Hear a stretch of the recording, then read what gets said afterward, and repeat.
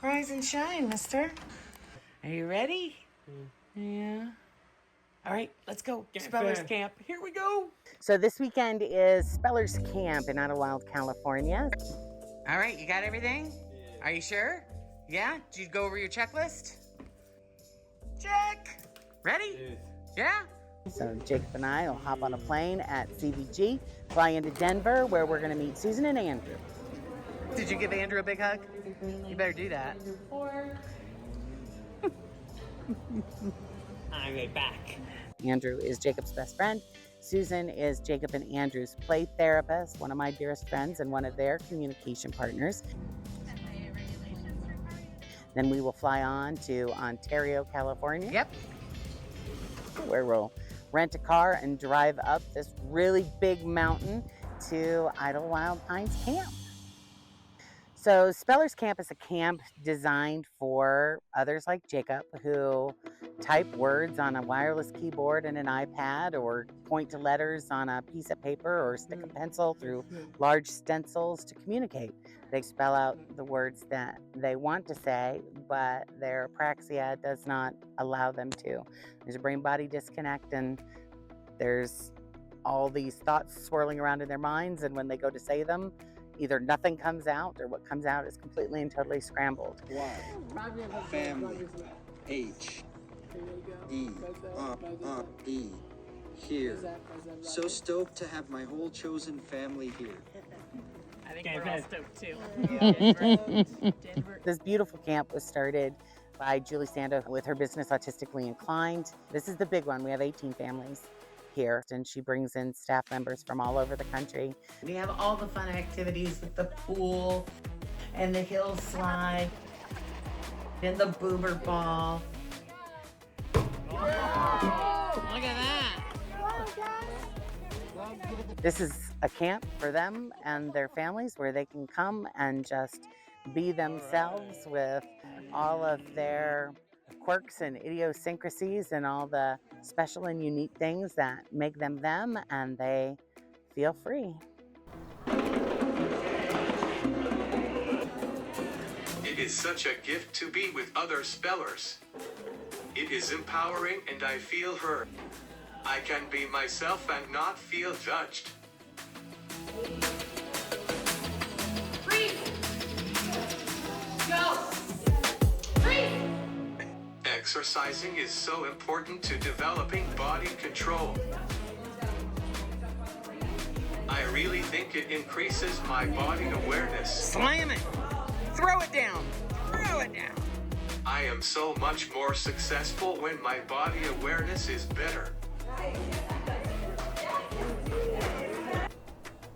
So there's a huge change in plans in the middle of camp. It rained, so I had to figure out something for all of the campers to do, and Andrew and Jacob are somewhat of mentors to a lot of these spellers. And the big shift when it rains, put us in one of the big rooms and we'll do an impromptu Q&A with Andrew and Jacob. 2 years ago this week, we were coming to camp. This was our second camp, and we went to Julie's house for a few days. And that's where both Jacob and Andrew had their big spelling breakthroughs, literally within minutes of each other. Julie had asked them, she said to Andrew, she said, what does the brain-body disconnect feel like? And Andrew spelled, it really feels like an insane circus. And Jacob spelled, great analogy. So that's when we knew that we were truly on to something. So if you have any questions for Andrew and Jacob, oh, come on up, badass autism dad. Look at that. One of the questions I have is like, what is the best way to support loops? Because we do have loops. So what is the best way that we can with in terms of the mind-body disconnect? Loops. Yeah. Loops are a way of life in the world of autism and apraxia for those with unreliable speech. Repetitive statements and sentences that go back and forth between him and me all day, every day. Yes. T. Jacob is currently demonstrating loops for everyone.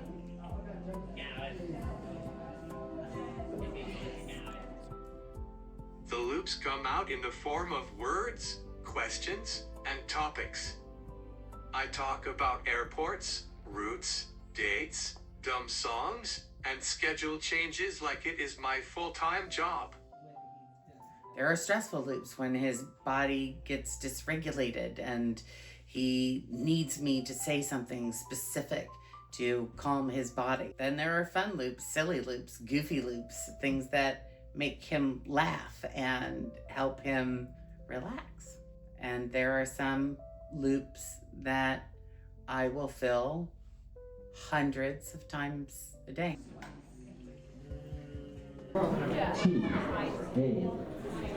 Stay. Oh. The process of spelling, it looks pretty simple, but it's actually extraordinarily complicated.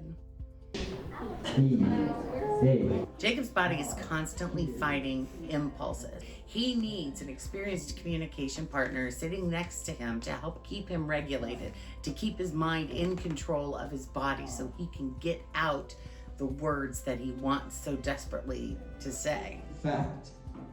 And it takes time. For some spellers, it'll take hours to get out a sentence. Jakob worked long and hard to get to where he is now, and it's still a slow process. There you have it, folks. Feed my loops to calm me, but know that my speech is not my truth at all. In fact, it is quite often the opposite of what I want to say. Once my loops are fed, I can find or come back to my purpose. I think a major turning point was when my mom realized that my speech was BS, editing my profanity for the younger ears. But I can't wait for their first purposeful swear words, lol. Loops can be calming sometimes, but can also be a source of frustration because my mind is dying to talk about other things. So it's a balance between satisfying the body and providing new and interesting information for our hungry minds to devour. I wish I could tell you I have it all figured out, but it's a work in progress.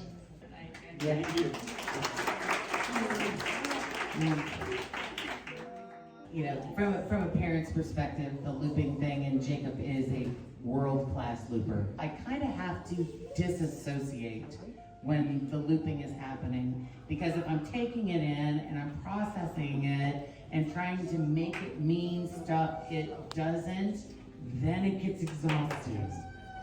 So I have to really regulate myself in whatever way I can, because what we see is just not who they are. I think it's such a huge practice in acceptance, right? Yeah. Which is what we want more than anything anyway, right? We want to love and accept and not judge everything that they're doing. Yeah, and they're just giving you so many opportunities to practice that. So, a question from the audience is, what advice do you give to parents who are just now starting to learn about apraxia and the brain-body disconnect and what we can believe and what we shouldn't believe? Why? My. S. T. What's really interesting is a big fear of a lot of parents when they go into the spelling world is they're afraid of what their kids are going to say. They're afraid that their kid is going to say, you did this wrong, or you should have done this, or why did you do this to me? And I have yet to speak to any parent that has had that experience. The best thing I can say is to stay open, because we are all learning together. I think it can be healing to hear people say they got it wrong. Stay patient with yourselves. We know we are a lot. In fact, we have the polar opposite. These spellers are so thankful and grateful that they're freed from the prison of their body. Everybody treats speech like the Holy Grail. Please prioritize spelling over speech. Not only that, they come out with some of the most kind, loving words. It's poetry. We forgive you and need to learn how to forgive ourselves, so be a good model of self-love.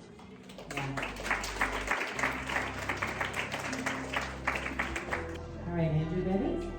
Knowing that the most important people see past the external variant of you and believe that we are more than you can see is incredibly healing, so keep belief strong in spite of what you see.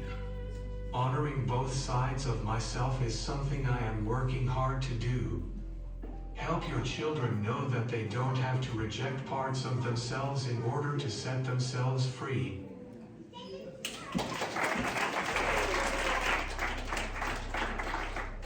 Here's a question from Julian. Do you feel sad to be a non-speaker?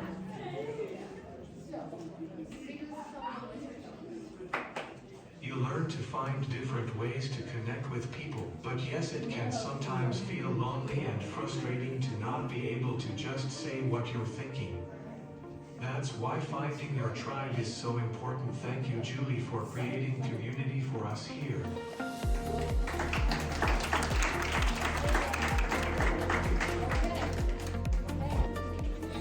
Good question. Acceptance is something I have been exposed to since I was young. The power of acceptance is huge. Am I sad? No. But do I get angry, frustrated, and pissed? Totally. I have my moments. I'm human. I try my best to come back to acceptance. It feels incredible to be accepted, right? It starts with acceptance within ourselves.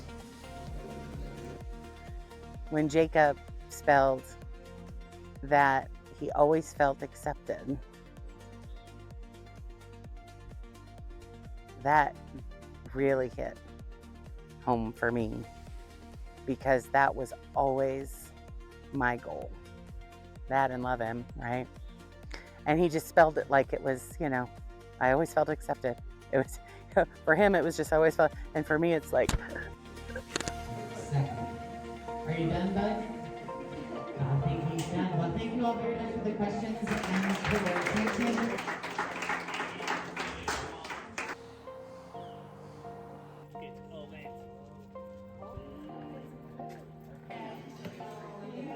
He's sitting at breakfast this morning, and I was remembering what it was like that first camp, sitting there and everything we had to go through just to get him to take a bite of anything. Everything was a struggle. And today, when he just starts eating it. Have you ever dipped your sausage in syrup? Oh my God. But then Susan, communication partner that's been around since he was 6, suggests that he dip his sausage in syrup. And for whatever reason, his body didn't want to do it. I don't want to get the syrup. All right. Well then, you know, that's unfortunate. His body reacts to rules. Everything is a rule. So what we do is come up with overriding rules and policies and laws and every other thing that we can to override the current rule that he's living by. At the last breakfast of camp, you have to do one thing that's new and different. You know what? He usually skips the syrup on his French toast. Today, syruped it up. Look at that. Syrup, Because he had to do something different. So for you to do something different, I think the perfect solution is to take the sausage and just dip it in the syrup. I go out to get wasting how money all get again. You know what? It is kind of wasting some money. And then he comes out with wasting money, because he never wants to waste money. So we went with it. We really don't want to waste any money. I go out to get wasting how money get again. You don't have to waste any money at all. You want me to show you how simple it is? No, thank you. So simple. Ready? I'm going to show you. I go on syrup and farfish. I'll even dab it for you. Good. Are you ready? I go on syrup and farfish. Ready? Oh, a dab. Just a Mom, dab. about syrup and farfish. On your mark, set, go. Nicely done. Mom, about syrup and farfish. No, I'm spot on. Mom, about syrup and farfish. How was it? Was it awful? Awful. Was it terrible? Yes. Yes? Give Maddie a keyboard.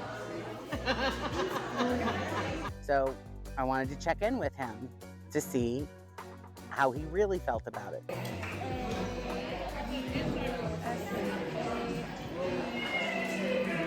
I have another sausage? Can I have another sausage? The truth is what he spells. The rest, can't trust it. Take away his tail.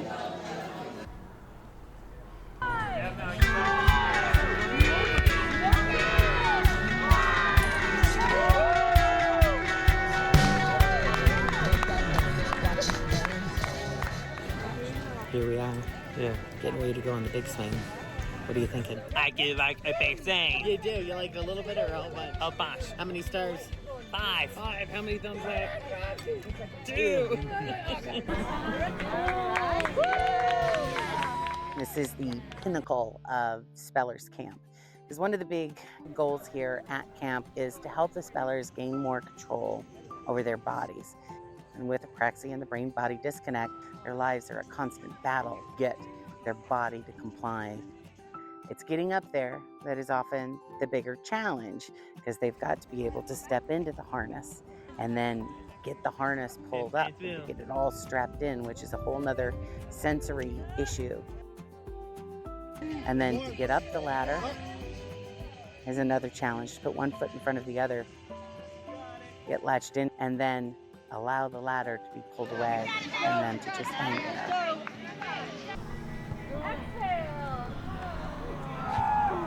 But that's the thing with so many of these spellers, is you will see their bodies and their voices saying, no, I don't want to do this. But if you sit down with them and allow them to spell, probably 99 out of 100 of them want to do it. They just need the help in making it happen.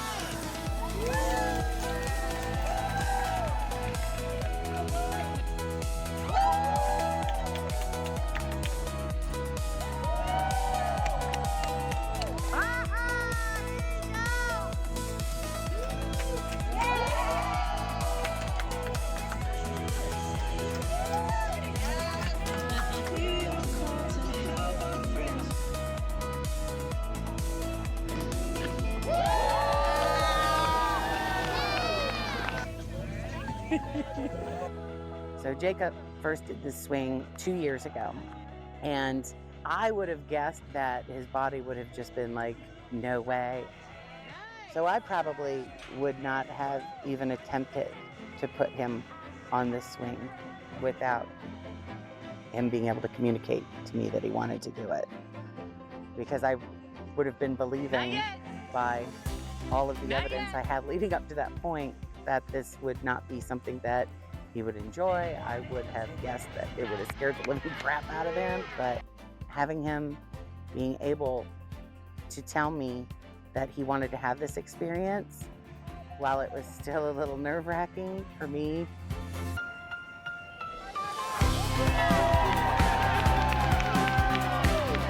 to see him do this thing that had to be scary for him, but he wanted it, made me wonder, what else is this kid going to be capable of? That's what happened. Is it fun? Yeah. Nice job. My confidence was so huge compared to the first time. Think of all the ways that I have gained control over this tricky body over the past 2 years. 600 new foods, starring in an opera, so I figured giant swings got nothing on me.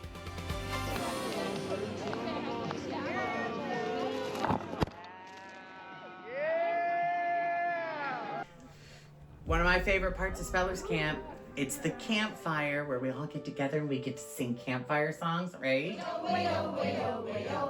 We get to make s'mores. And the spellers get an opportunity to take the stage and show us their talents, whether it's poetry. If only my reality would let me say the words that come to mind so easily. Or songs that they've written. The songbird begins her flight. Everyone is included and celebrated. Bringing it! It is life-changing to go to camp because you will come back a new person. You will be more confident and learn a lot about yourself. I learned I am capable of more than I thought.